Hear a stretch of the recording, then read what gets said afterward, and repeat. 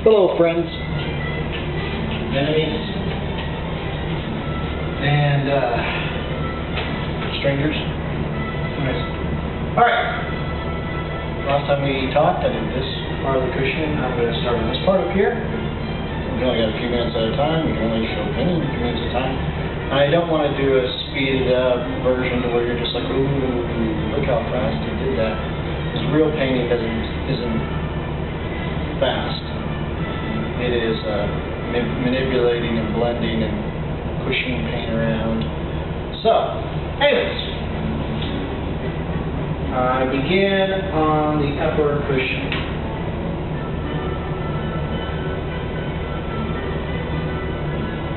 Alright, well last time I told you about how me and Igor met. He was a big influence in my life. It was really amazing the way that guy can paint, or does paint. My style is somewhat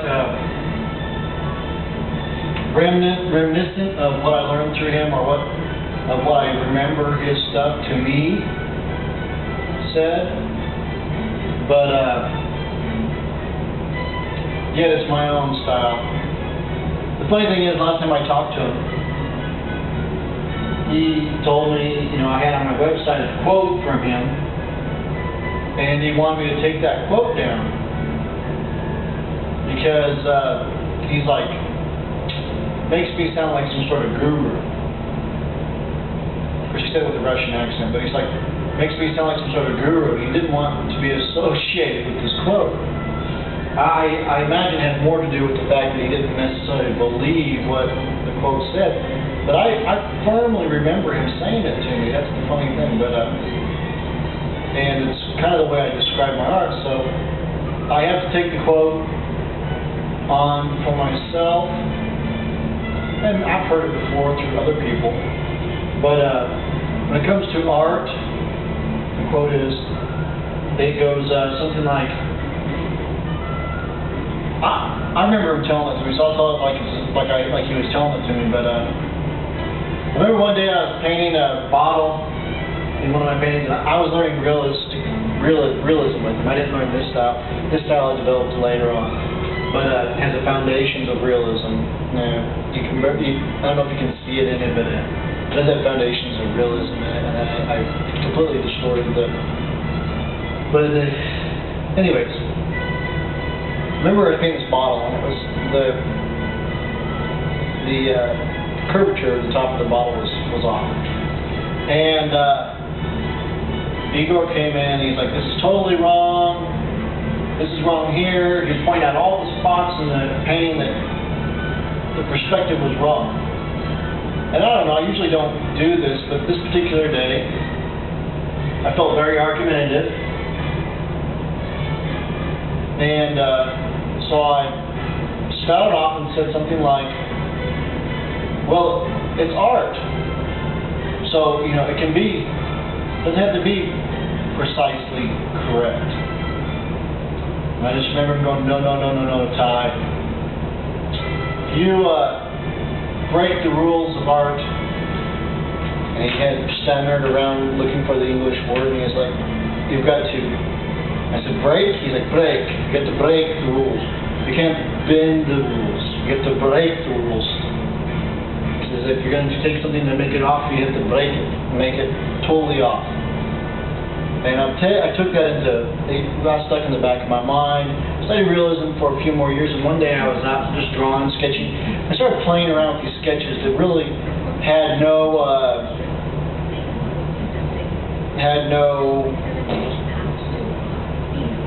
realistic perspective on them. They had a broken perspective, and that quote came back to me and said basically it was okay to do what I was doing because I was breaking the rules, and as long as I completely broke them and people knew that I was doing it on purpose, it didn't look like I was some sort of hack or an amateur trying to do this. So if you do it good, you do it correctly, people will understand.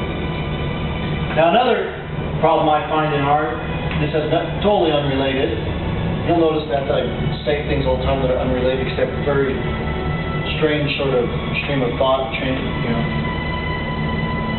consciousness, stream of thought, or whatever you want to call it. But people so many times think that art is a form of entertainment. And yes, there is forms of art that are very entertaining. But art in itself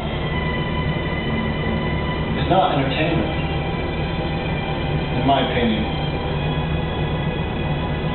Art is a form of communication. I was never really good at communicating with words. You notice I'm not too articulate,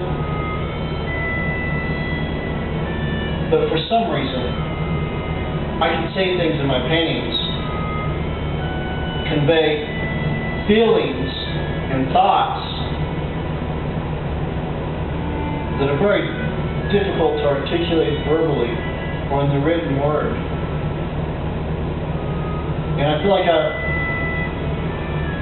accomplished something.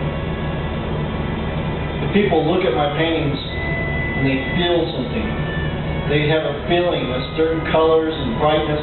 A lot of people look at my art, and this makes me feel really good when people say this. They say, your artwork makes me happy. Other artists would drive them absolutely mad to hear something like that. How can my art make anybody happy? Don't you see a deeper picture? No. That's not how I feel. I feel like I've touched the inner soul and every piece of them. And I've made something that makes the world a better place. Even if it's only one person, even if it's only the person who buys the piece. It's made somebody happy. It's put somebody in a good mood. Perhaps that person goes on the rest of the day. Or even just a few minutes later, said something nice to somebody else, and somebody else needed that. They really needed that, someone to say something nice. So, it's okay to call my art happy art. I mean, it's much more than just, a pretty picture, but I don't mind it. I don't mind when people say that about my paintings. So, anyways, that said, this is really difficult talking and painting at the same time. It's hard to concentrate. But I'm doing it for you guys. It's all for you. All right.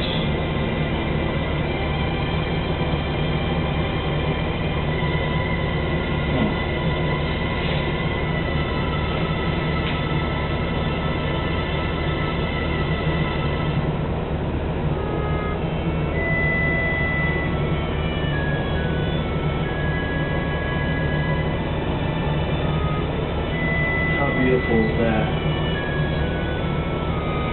How beautiful is that?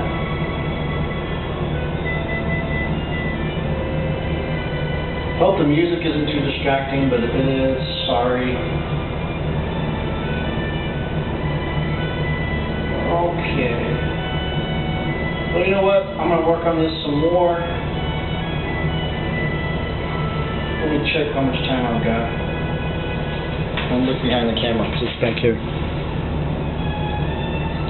Well, I better go. So anyways, I'll see you guys later, and I'll work some more on this chair, and hopefully next time I talk to you, you'll be able to see something completed. If not, just go to my website at tyakelly.com, and you can see all my artwork, and you can soon enough see this one and watch for this one coming up, and I guess I'll talk to you later. See you.